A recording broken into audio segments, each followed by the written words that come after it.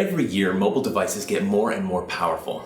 The phone in my pocket is almost as powerful as my laptop was just a few years ago. So with that in mind, how long until we completely replace our home PCs and laptops with the devices in our pocket? This is DigiNut, and in this episode we'll be taking a look at Maru OS, a project that's attempting to solve just that question.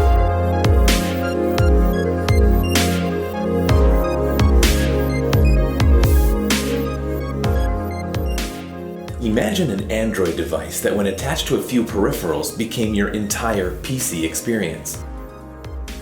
This is Maru OS, a brand new project that does exactly that. After flashing the image, you're greeted with a very vanilla Android lollipop experience.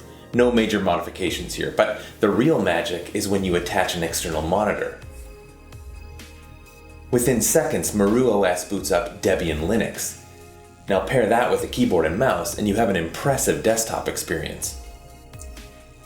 There are a few other projects that are attempting to solve this same problem.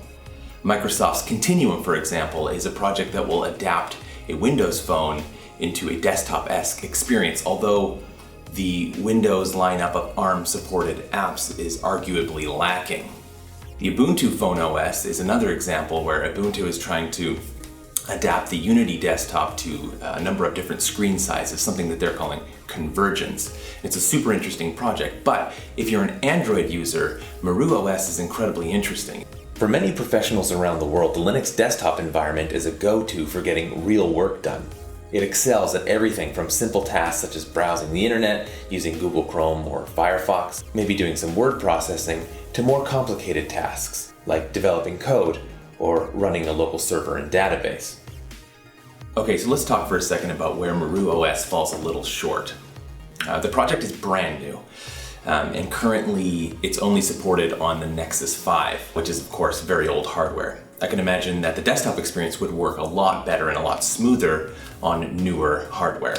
Although I was pleasantly surprised that apps like Blender and GIMP even ran and were actually quite functional, it is still noticeably quite slow, and again, that could be due to the old hardware that it's running on, so it's not really anything to be too surprised about.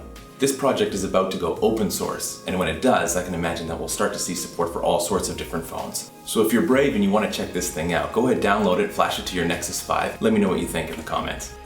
This episode is brought to you by Traction Guest, the first Office sign-in application developed with data collection, security, and integration at the forefront. Traction Guest. Your experience starts here.